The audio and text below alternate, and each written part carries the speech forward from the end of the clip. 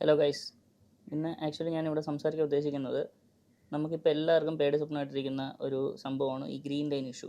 അതുകൊണ്ട് software update ചെയ്യാൻ എല്ലാവർക്കും ഒരു പേടിയാണ്. അപ്പോൾ അതിനെക്കുറിച്ച് സംസാരിക്കാൻ ഫസ്റ്റ് നിങ്ങൾ ചെയ്യേണ്ടത്, നിങ്ങളുടെ ഫോൺ ഏതായിരുന്നാലും ഈ ഓട്ടോ ഡൗൺലോഡ് ഓട്ടോ ഇൻസ്റ്റാൾ എന്നുള്ള സാധനം നെവർ ആക്കി ഇടുക.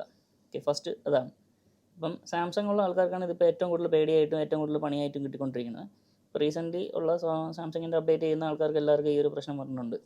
അപ്പം ജനറലൈസ് ചെയ്ത് ഞാൻ സാംസങ് എന്ന കമ്പനിയെ കുറ്റപ്പെടുത്തുന്നില്ല, പക്ഷേ ജനറലായിട്ട് സാംസങ്ങിൽ ഇപ്പോൾ ഇച്ചിരി കൂടുതൽ വരുന്നുണ്ട്. ഓക്കെ, ഇപ്പോൾ ഞാനും പൊതുവേ പല ആൾക്കാരും സാംസങ് എടുക്കാൻ റെക്കമെൻഡ് ചെയ്തുകൊണ്ടിരുന്നത് ഇപ്പം നമുക്കൊരു പേടി എന്നുള്ളൊരു സിറ്റുവേഷനിലോട്ട് വരും. കാരണം പക്ഷേ അത് സാംസങ്ങിന് യുണീക്കായിട്ട് വരുന്നതല്ല. എന്നാലും ഞാൻ അതിൻ്റെ അടിസ്ഥാനം പറഞ്ഞു തരാം. ഐഫോൺ എടുക്കുന്ന ആൾക്കാർക്കും ഐഫോൺ നമ്മൾ റെക്കമെൻഡ് ചെയ്ത് കൊടുത്തിരുന്നാൽ പോലും അതിലും ചില ആൾക്കാർക്ക് ഗ്രീൻ ലൈൻ വരുന്നുണ്ട്. അത് പർട്ടിക്കുലർ മോഡൽ ഇപ്പോൾ 16 പ്രോയ്ക്കൊക്കെ അത് കുറവാണ്. കൂടുതലും 13 അത് വരുന്നുണ്ട്. 13 യൂസേഴ്സിന് ഇഷ്ടം പോലെ വന്നിട്ടുണ്ട് കഴിഞ്ഞിടയ്ക്ക്, നിങ്ങൾ കണ്ടിട്ടുണ്ടായിരിക്കും ഇൻസ്റ്റാഗ്രാമിലും ഒക്കെ. അപ്പം ഇതിൻ്റെ ബേസിക്കായിട്ട് ഇപ്പോൾ ഞാൻ പറഞ്ഞു വരുന്നത്, അടിസ്ഥാനപരമായിട്ട് OnePlus ആയിരുന്നാലും ഇപ്പോൾ മാർക്കറ്റിൽ 90% കമ്പനികളും യൂസ് ചെയ്യുന്നത് സാംസങ്ങിൻ്റെ ഡിസ്പ്ലേ ആണ്. സോ സാംസങ് എന്ന കമ്പനി കാരണമാണോ ഇത് സംഭവിക്കുന്നതെന്ന് ചോദിച്ചാൽ ചാൻസ് ഉണ്ട്.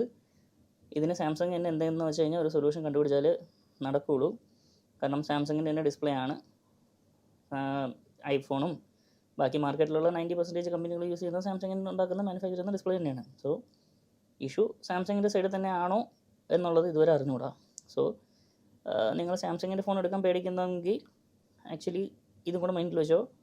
നിങ്ങൾ OnePlus ആണെങ്കിലും ശരി, നിങ്ങൾ വേറെ ഏത് ബ്രാൻഡിൻ്റെ എടുത്തിരുന്നാലും അതിൽ വരുന്ന ഡിസ്പ്ലേ സാംസങ്ങിൻ്റെ മാനുഫാക്ചർ ഡിസ്പ്ലേ ആണ്. ഇനി അതുകൊണ്ടാണോ ഗ്രീൻ ലൈൻ വരുന്നത് എന്നുള്ളത് എനിക്കറിയത്തില്ല ഗൈസ്.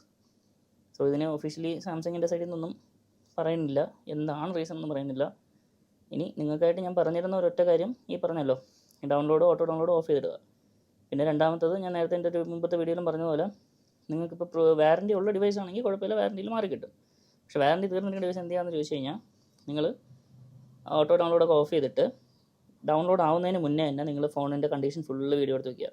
എന്നിട്ട് 2-3 ദിവസം അല്ലെങ്കിൽ ഒരാഴ്ച വരെ വെയിറ്റ് ചെയ്യുക. ഓക്കെ, നിങ്ങൾക്ക് ഇപ്പോൾ ഫിസിക്കലി എന്തെങ്കിലും ഡാമേജ് ഉണ്ടെങ്കിൽ വെയിറ്റ് ചെയ്യുക.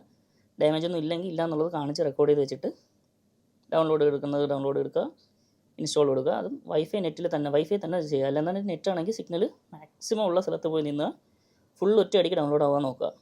ഓക്കെ, പകുതി പോസാവുന്ന രീതിയിൽ ചെയ്യരുത്. അതൊന്ന്. 2, ബാറ്ററി ഒരു 80% അല്ലെങ്കിൽ 90% ഉണ്ടെന്ന് ഉറപ്പ് വരുത്തിയിട്ട് കേസൊക്കെ ഊരി വലിയ ചൂടൊന്നും ഇല്ലാത്തൊരു സ്ഥലത്ത് കൊണ്ടുവച്ചിട്ട് ഇൻസ്റ്റാൾ കൊടുക്കുക. ഓക്കെ, ഹീറ്റിങ്ങിൻ്റെ ഒരു ഇഷ്യൂ ഉണ്ട്. സോ ഇത് നിങ്ങൾ വേറൊരു ക്യാമറ വേറൊരു ഫോൺ എന്തെങ്കിലും ഉണ്ടെങ്കിൽ അത് റെക്കോർഡ് ചെയ്തുകൊണ്ട് വേണം ഇത് ചെയ്യാൻ. ഓക്കെ, കൊടുത്ത് പോസ് ചെയ്തിട്ട് ഇൻസ്റ്റാൾ ആയതിന് ശേഷമുള്ള വീഡിയോ എടുക്കുക. അപ്പോൾ ടൈമും ഡേറ്റും ഒക്കെ ആ വീഡിയോയിൽ കാണിക്കുക. എന്നിട്ട് നിങ്ങൾ ഇൻസ്റ്റാൾ ചെയ്തതിന് ശേഷമാണ് ഗ്രീൻ ലൈൻ വരുന്നതെന്നുണ്ടെങ്കിൽ നിങ്ങൾക്ക് സർവീസ് സെൻറ്ററിൽ പോയിട്ട് അവർ മാറ്റി തരില്ല എന്നുണ്ടെങ്കിൽ കൺസ്യൂമർ കോർട്ടിൽ പോകാമെന്നുള്ളതാണ്. ഓക്കെ, ഈ വീഡിയോ അതിനൊരു പ്രൂഫായിട്ട് എടുക്കാം. അപ്പോൾ ഇതാണ് ഗൈസ്. അപ്പോൾ സോ ഇത് ഏത് ബ്രാൻഡ് നിങ്ങൾ എടുത്തിരുന്നാലും ഇത് സംഭവിക്കാൻ ചാൻസ് ഉണ്ട്. ഇപ്പം നിലവിൽ സാംസങ്ങിന് കുറച്ച് കൂടുതലാണ്. അപ്പം മാക്സിമം ആൾക്കാർ ഇത് പറയുമ്പോഴേ കമ്പനി ഇതിന് മുന്നോട്ട് വരുള്ളൂ. അതുകൊണ്ട് തന്നെ എനിക്കും ഇപ്പോൾ സാംസങ് ഒരാൾക്ക് റെക്കമെൻഡ് ചെയ്യാൻ നേരത്തൊരു പേടി വരും. സാംസങ് ഇപ്പോൾ എന്താണ് ചെയ്യുന്നതെന്ന് അറിഞ്ഞൂടാ. സാംസങ്ങിൻ്റെ ഡിസ്പ്ലേക്ക് മൊത്തത്തിലുള്ളൊരു പ്രശ്നമാണ്. അതുകൊണ്ടാണ് ബാക്കിയുള്ള കമ്പനിയേക്കും ഈ പഴി കിട്ടുന്നതെന്ന് തോന്നുന്നുണ്ട് ഗൈസ്. ഇതാണ് പറയാനുള്ളത്.